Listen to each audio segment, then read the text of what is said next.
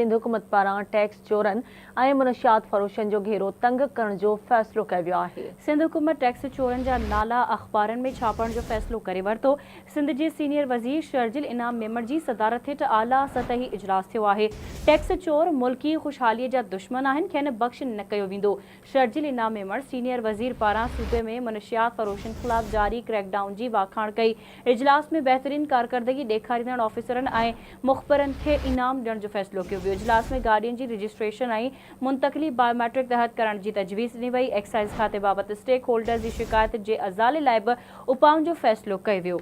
अहम ख़बर मां सां शेयर करे रहिया आहियूं। सिंध हुकूमत पारां टैक्स चोरनि ऐं मुनशियात फ़रोशनि जो घेरो तंग करण जो फ़ैसिलो कयो वियो आहे। तफ़सील मालूम कंदासीं कराची मां आवाज़ जे रिपोर्टर इम्तियाज़ धाराणी खां। जी इम्तियाज़, कहिड़ा तफ़सील आहिनि, आगाह कजो। जी बिल्कुल, सिंध हुकूमत टैक्स चोरनि ऐं मुनशियात फ़रोशनि ख़िलाफ़ क्रैक डाउन करण जो फ़ैसिलो कयो आहे। सिंध हुकूमत टैक्स चोरनि जा नाला अख़बारनि में शाये कंदी ऐं सूबे में मुनशियात फ़रोशनि ख़िलाफ़ ज़ीरो टॉलरेंस की पॉलिसी तहत जेको आहे कार्रवाई कंदी। इहो इजलास में फ़ैसिलो थियो आहे।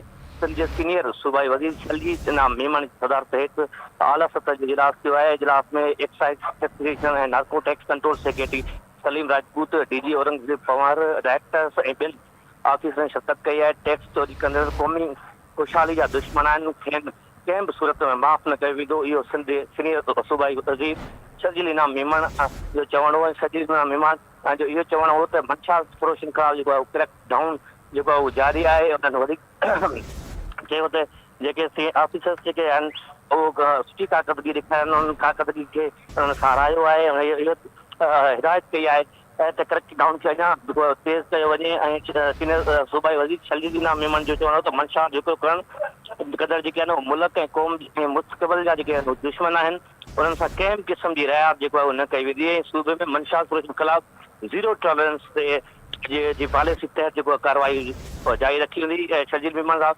इहो चयो त जेको आहे शुरूआती तौर ते कराची में हैदराबाद जे पुलिस ऑफिसर खे डेपुटेशन ते एक्साइज़ खाते में आंदो वेंदो, जीअं कार्रवाई जेको आहे उहो वधीक तेज़ थी सघनि। जी ठीकु आहे इम्तियाज़, तव्हांजी महिरबानी अपडेट करण जे लाइ।